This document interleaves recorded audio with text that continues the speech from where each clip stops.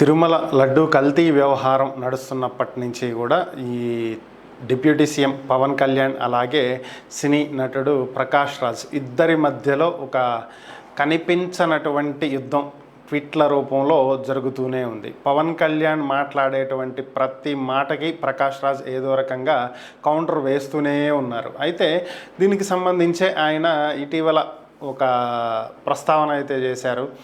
మరి దీంట్లో ఈయన చేసినటువంటి వ్యాఖ్యలే ఇప్పుడు సంచలనంగా మారినటువంటి పరిస్థితి. ఏంటి అంటే ఆయన మీరు ఇంత బాహాటంగా ఈ విధంగా కామెంట్లు చేస్తూ ఉంటారు, ట్వీట్లు పెడుతూ ఉంటారు కదా, మరి మీకు ఎప్పుడు భయం అనిపించలేదా అని చెప్పి ఒక విలేకరి అడిగినటువంటి ప్రశ్నకి భయపడాల్సినటువంటి అవసరమే ఉంది, నేను మాట్లాడుతుంది వాస్తవమే కదా, నిజం చెప్తున్నాను, ఆ నిజం చెప్తున్నప్పుడు దాని గురించి భయపడాల్సినటువంటి అవసరం ఏముంది, నేను చెప్తున్నది నిజం కాబట్టి అది నిజం కాకపోదు కదా అని చెప్పి ఆయన స్పందించడం జరిగింది. దీంతో పాటుగా ఆయన ఒక ఎగ్జాంపుల్ చెప్పాడు. ఇప్పుడు ఇదే ఒక పెద్ద చర్చగా మారినటువంటి పరిస్థితి. ఏంటంటే మనందరం బస్సు ఎక్కుతాము, బస్సులో దొంగలున్నారు జాగ్రత్త అని చెప్పి రాసి ఉంటుంది.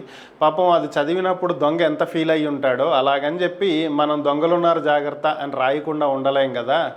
మరి అలాగే నేను కూడా చెప్తూ ఉంటాను, నా స్వేచ్ఛను ఎవరూ దొంగిలించొద్దు, నా వాక్ స్వాతంత్రాన్ని ఎవరూ దొంగిలించవద్దు, నా వ్యక్తిత్వాన్ని, నా స్వాతంత్రాన్ని ఎవరు దొంగిలించవద్దు అంటూ ఆయన వ్యాఖ్యానించాడు. దీంతో పాటుగా మనకిద్దరు డిప్యూటీ సీఎంలు ఉన్నారు. ఒక డిప్యూటీ సీఎం మనంతా సమానత్వం, మనందరం సమానం అని మాట్లాడుతుంటే మరొక డిప్యూటీ సీఎం సనాతన ధర్మం అంటున్నాడు. మరి మనమైతే సమానంగా అందరం సమానత్వంతో కలిసి ఉందాం అని చెప్పి ఆయన వ్యాఖ్యానించడం జరిగింది. ఇక్కడ ఆయన ప్రస్తావించినటువంటి ఆ దొంగ ఎవరు?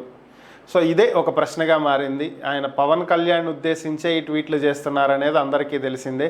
మరి ఆయన ఇండైరెక్ట్గా పవన్ కళ్యాణ్నే అన్నారా అనేటువంటి చర్చ కూడా సోషల్ మీడియాలో నడుస్తుంది.